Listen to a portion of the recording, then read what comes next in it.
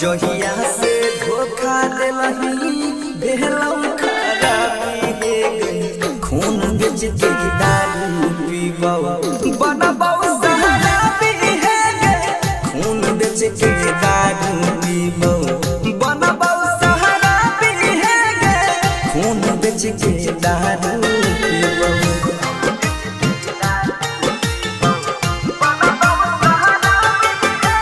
Radhika recording studio Saharsa. कहै छै नसेरी हमारा गौवा के लोग गे सुन गे जोगिनिया करा धारा ही देले रोग गे कहै छै नसेरी हमारा गौवा के लोग गे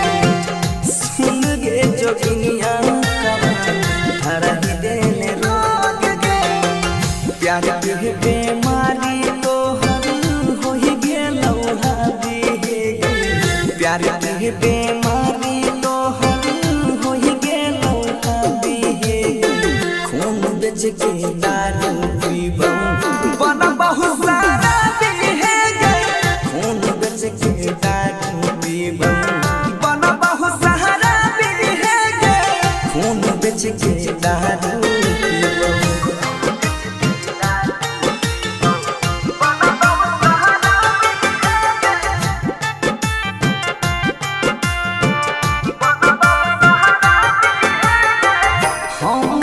जनलियौ धोखा दही डाली छही गे केना के जोगिनिया ये तना दिल में हमारा रही गे हे गे यहाँ प्यार गे हम नहीं जनलियौ धोखा दही डाली छही गे केना के जोगिनिया ये तना दिल से दिल में रही गे सरवन सुजीत के लहगे नहीं छौ जाबी हे गे बनसी सुजीत के लहगे नहीं छौ जाबी हे गे